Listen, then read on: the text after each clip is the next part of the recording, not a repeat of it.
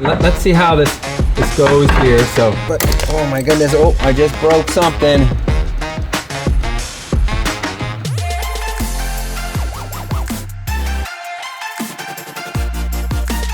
Welcome to our NA versus Turbo build-off, where I bought this rust-free 91 EF Civic out of Arizona, and Pete bought a 93 EG Civic hatch with a B18B swap that's getting a turbo kit. I decided to go full Honda purity and swap a B16B VTEC engine in from a genuine EK9 Civic Type R, but we had to give it a light refresh, including a valve job and new OEM timing belt components. Now it's time to get the VTEC party started and get this B16B mounted.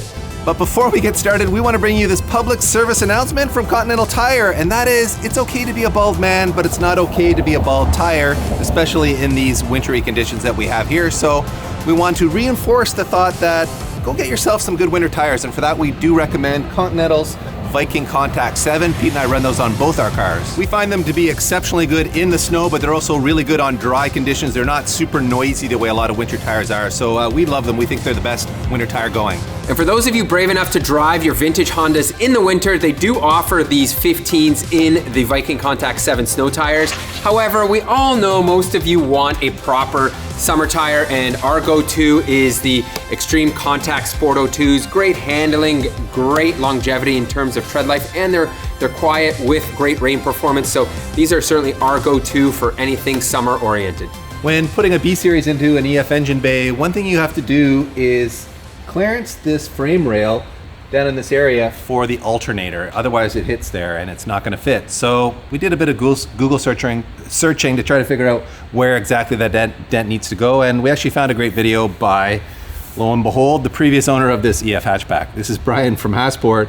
This is on his YouTube channel called VTEC Academy, and he actually goes through this process on an EF for a B series swap and dents that area in, and it shows it in great detail in this video. So we'll put a link in the description to that video should you want to be doing this job yourself, because this seems to be the best guide and frankly the most knowledgeable Honda swap guy on earth. So in order to do this job properly, you don't necessarily want to take a hammer and just smash here. You can, it certainly works. It's just going to be kind of uneven. I want to make this look aesthetically good. So this is, I don't even know what this tool is called, but it's for metal shaping. It's called a dolly? Is it a dolly? I think so. Well, all right, it's a dolly. So I'm going to use this dolly. Pete likes to play with dollies, everybody. Yeah, there you go. To kind of, hold it and even out the blows to this. And let's see how this goes here. So, oh yeah, see, it's already going. I can see. So I got to get a little bit lower here. Oh, DP, that's working good.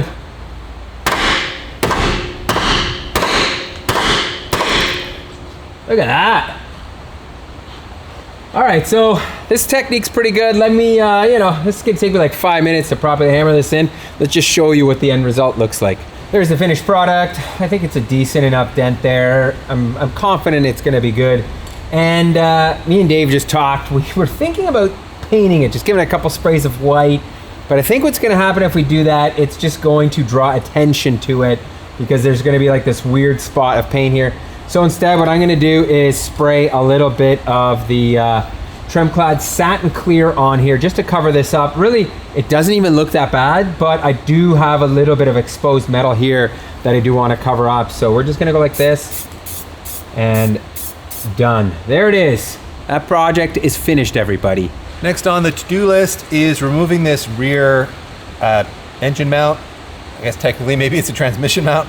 Whatever it's a mount for, it's got to come off because the Hasport kit for the B series uses that location, but it's a different style mount. And this design is a little puzzling because there's 3 bolts. 2 of them you can get at quite easily. The third one at the back is an absolute nightmare to get to. Pete found with an extension with a bit of a wobble to it, you could get a socket on it here. So it's like a BMW design where you can't reach it, DP. Yeah, the serviceability aspect of this one is not great. Oh, there she goes. The one nice thing about this car having no rust is if this was a Canadian car, that bolt was never coming out. Subframe probably, for right? For sure. All right, I think that should do it. I hear bolts falling off, so that's a good sign. Let's see if this guy will come out of here. And look at that. Yeah, look at this thing. Look at, why would they put a bolt back there, DP? Buried back in there. Why? Why do they do that? Why? Tell me. 1987 thinking, Peter. I think that's what that is. They weren't planning for people to B-swap this car because in Japan they sold it to you with a B16 and the SIR variant if you wanted a B-series version of it. So if you're buying the D, you stick with the D, unless you're a bunch of weirdos over here in North America. Next up, we are getting rid of the cable for the cable-actuated clutch since we're going to convert this car to a hydraulic clutch system. You could actually go out and buy a B16 cable trans, but they're extremely rare. They're all like ancient and worn out. So you pretty much have to like rebuild it, where with the hydros, transmissions are much more common. They're newer, so you're not likely to have to like rebuild them. So it just makes sense to do the hydro conversion. And as you'll see, there's a great kit from Hush Performance to do this conversion. But step one is to get this cable out of here. So I'm gonna just crawl under the dash, unhook this cable from the clutch pedal, and then we'll pull it out through the firewall. As usual, this turned into a Pete job because, well, I mean, look at the flexibility required here. DP, He's a healthier man. He can do these things. what are you doing to me here? Poorly suited to go fitting under dashes. What can I say? It does almost look like you should be able to just push it off, but It's buried way up in there, eh? there. Oh, I did it. I actually did it. Look, it's disconnected. All right, take our word for it, guys. I did it. It's Now we easy. can yank it out. It actually isn't bad. It's just like really, really high up there, so it's troublesome to get in there. But once you do, it's not all that bad. Let's see if it pulls out of here. Yeah, looks like it. DP, what? Too easy. How is that even a thing? You Look at need that. a bolt or something. it just lives there with a tiny little seal. and- Grommet? What? Yeah. Wow. And this just kind of hooks over the top of the pedal, right? Yeah, that was it. guy. I get it. It's smart. It's Simple. better. No leaks. Yeah. Right? That's a mechanical device. So here's the heart of the Hush Performance cable to hydro conversion kit. As you can see, there is a master cylinder that mounts to this bracket, and this bracket actually mounts to the pedal assembly. So we're going to pull the pedal assembly out, but we wanted to show this to you before we get under there and do all that work. So this puts this in line with the pedal, and you're actually, as you actuate the pedal, you're pushing on the master cylinder, which then has these really nicely made lines that go through the firewall. They have a bulkhead fitting included here to connect the line as it passes through the firewall. This end goes to your slave cylinder on the transmission. And then we have a reservoir, a really nice little billet reservoir that they include, really nice little billet bracket to mount it to the engine bay side of the firewall here. And then this hose actually passes through the hole that's already there for the old cable, which I think is a really smart use of that hole. So all in all, I think a very simple, elegant, really well-made kit. So I found myself underneath the car here again, and this is pretty involved. Like, it's tight. It's not bad. I'm not gonna say it's like really, really bad because they're accessible. All the bolts, I'm basically taking the whole pedal assembly off of the firewall, and with some wobbles, I'm able to get where I need to. You can see just like that. I'm at the top nuts here. The nut is not in there, so it's still left up in here. But this is going to be a slow and steady race here. Things have gotten serious here. The one thing I wasn't anticipating is there are a couple of vents that have to be like pulled off up top here to access one bolt. It is finicky work. I take that back. At first I was like, oh, it's not that bad, but this is a bunch of work. However, you can see this pedal assembly should now, it is out. It's just a matter of like sliding, getting it out here. Something is still caught. Oh boy. Oh, you know what it is? There's switches. I had to remove, see, this is the brake pedal switch, and I didn't remove the clutch one. And I think that has now bit me here. Yeah, the wiring makes this really tricky. What I should have done is, at this point, I should have just taken the gas pedal off. It would make life much easier here. There, finally. Just need to get the rotation done. Oh my goodness, it's still somewhat caught, but oh. Pro tip, everybody, remove the gas pedal. It is just a cotter pin away. Next stage here is to read the instructions, and you'll find out that we are drilling a hole in the clutch pedal here. And that is for our slave. You'll see in a second, but I'm almost through it. It's pretty thick, not gonna lie. Thick metal from the 90s. Oh, we're getting close there. There, I'm almost through.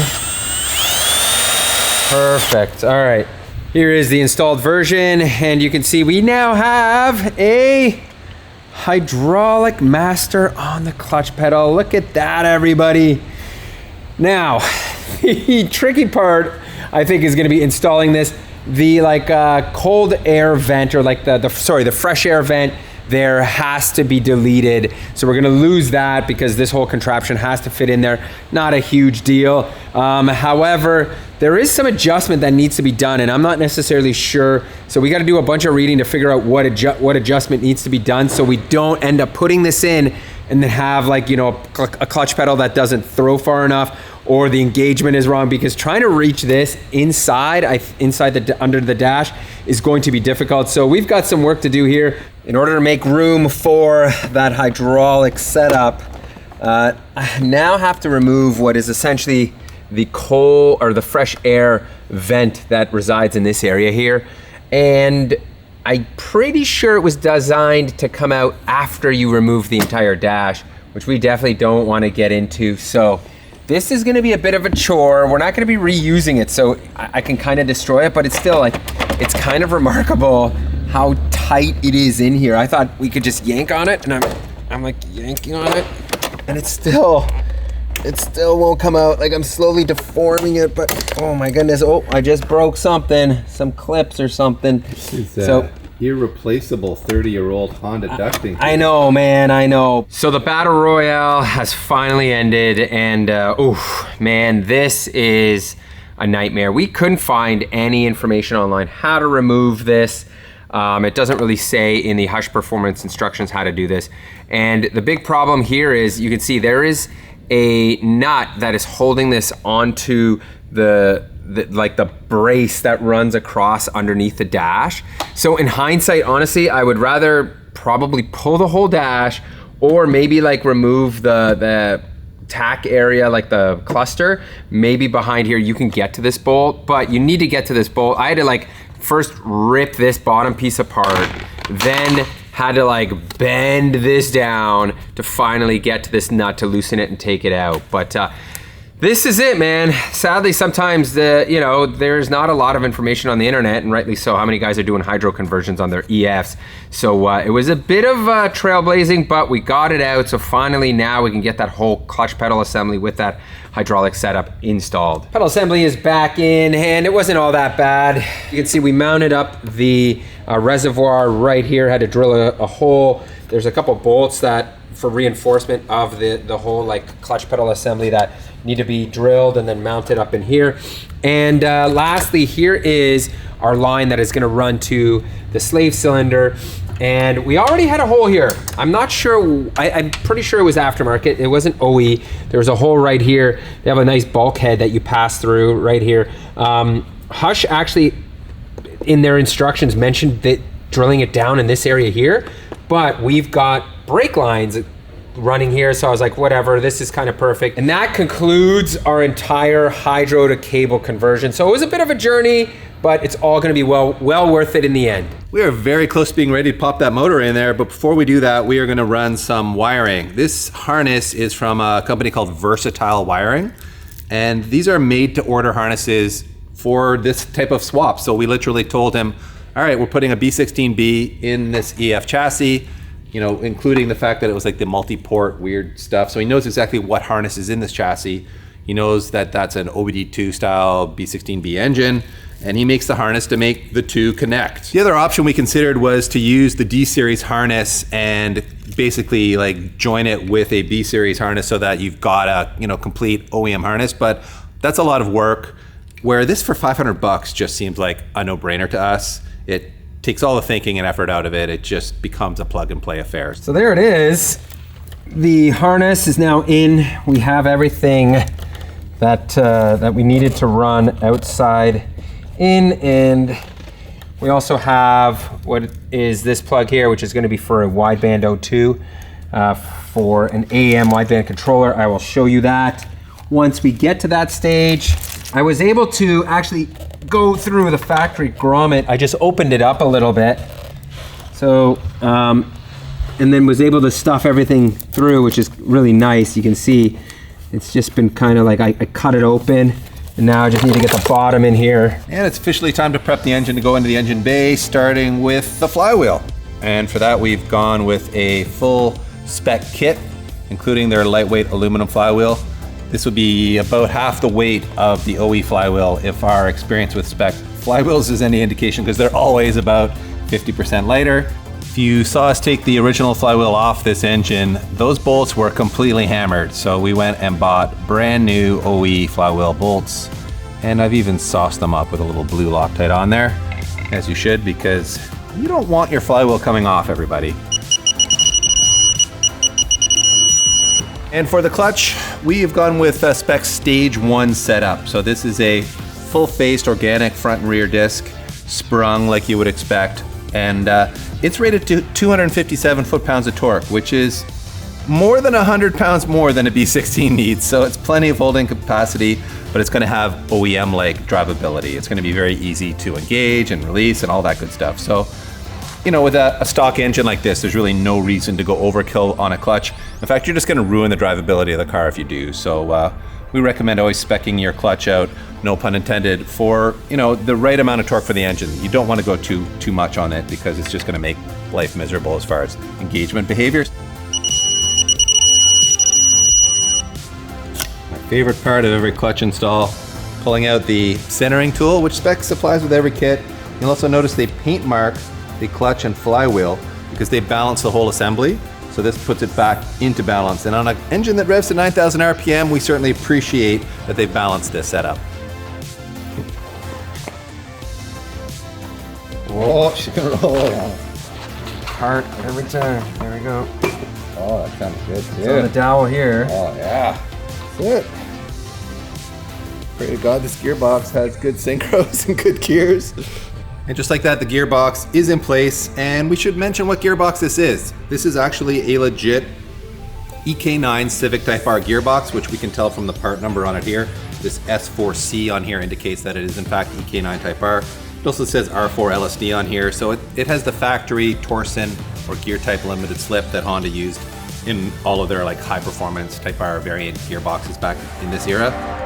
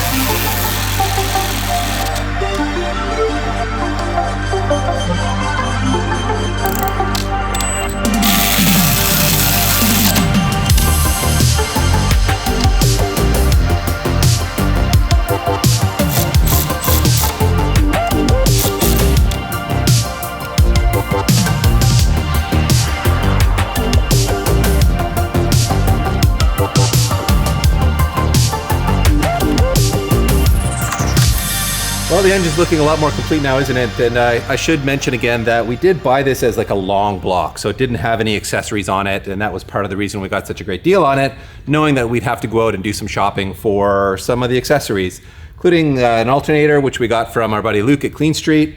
Pete, I think you got this Type R intake manifold and throttle body off of Facebook, was it? Yeah, Facebook a local guy. That's a good scorer.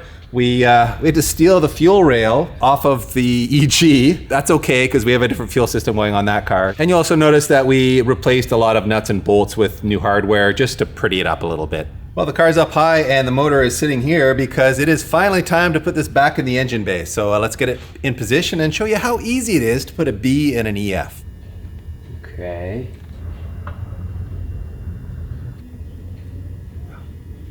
Okay, clear. Okay, well, that's plenty. Clear? Yeah.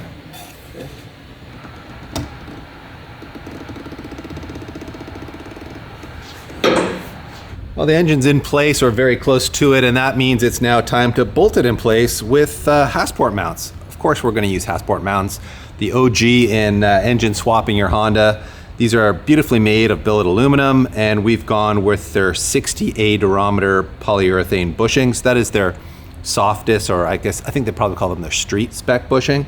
We've been bugging Brian there for years to make us like a old man spec, you know, super squishy rubber bushing in here to get rid of all the NVH. He hasn't gone for that yet. Brian, we know you're younger at heart than we are, but consider it. We just need a poll in the comments. That's right, everybody in the comments. If you want the restoration soft boy spec bushings, then hit us up and we'll pass that information on to Brian. But in all seriousness, the 60As are, I think, your best option for reducing NVH or having like the most street friendly version of their bushings. So that said, we're gonna bolt these in place.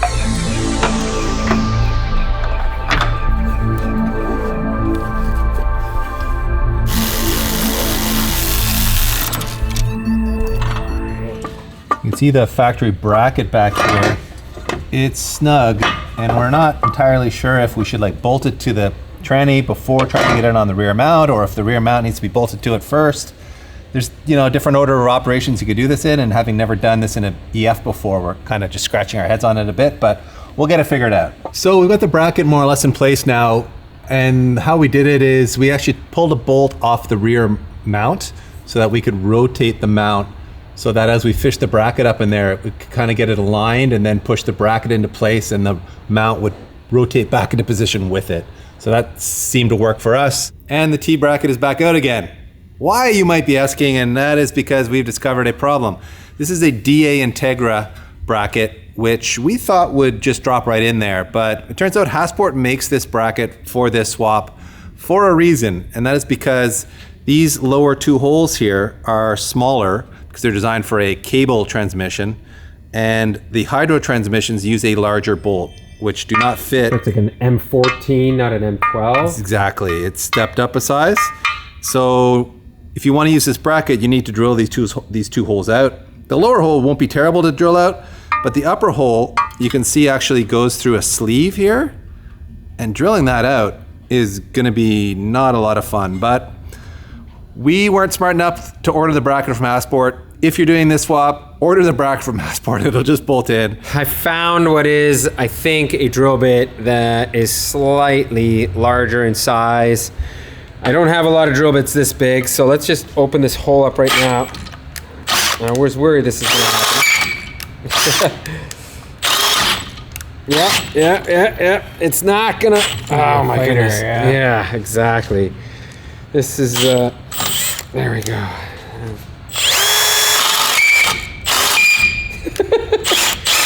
Oh my goodness. Don't bend the bracket, bro. At this point, we're gonna have to order the Hasbro I think you're probably right. bracket anyways, DP. Okay, so let's see. How does this, still doesn't fit through it. Damn it. All right, so I gotta go look for another drill bit that's bigger than this one. Cleforce coming through here. Look at this big bad boy. I'm praying this will be big enough. I'm pretty sure it will be. Let's see what happens. God, man, it does not love this. Yes, exactly. It's just a hair smaller, so it wants, and there's nothing to bite through. Like, I'm just gonna go like this. Forget it. The old manual way, DP. Forget this drill thing. Look at it. We're through. There we go. Give it the old drill hog, and let's see. Oh yeah, that's a nice fit. Oh boy. Let me get some lube. Guys, post in the comments. Let me know what is the best technique for something like this, where you can see the drill bit is grabbing. So I usually just give it a high force of speed and very light pressure, but that doesn't necessarily seem to be working here. So let me try it again. Let's see, it just like instantly grabs because the hole is just slightly smaller. And then it grabs again. Back it off. Oh yeah, look at this, I'm through. Oh yeah. That wasn't so bad, man. Yeah, you know, just needed a little bit of, I think the top, it's actually like smaller up top than it is in the bottom. So there we go. We are through, we got a little bit of play. So let's try mounting this up again here. All right, fellas. With that side quest complete, that bracket does in fact fit in there, and wow, we now have a B16B living in the engine bay of our red EF. valve cover in there, man. Looks so good. I'm stoked, and we're going to call this episode a wrap. There is a lot more to do here before we can fire this up for you, but in the next episode we're going to do exactly that. So we'll hook up all the wiring, we'll get the header in there, we'll get the AC bolted up. Maybe the AC will even be working. Probably not. We won't have time to charge the system. But the point is, in the next episode, this is all going to be finished, and this engine will fire up, and we'll be able to finally hear what that vibrant exhaust system sounds like. So really excited about that one, guys, and I hope you're enjoying this trip down nostalgia lane as we like relive our youth here with B series and EF chassis. This is just, it's making me a happy old man, and I hope it's making you a happy old, medium, or young man out there on YouTube. So thanks again for watching, guys, and we'll see you in the next one.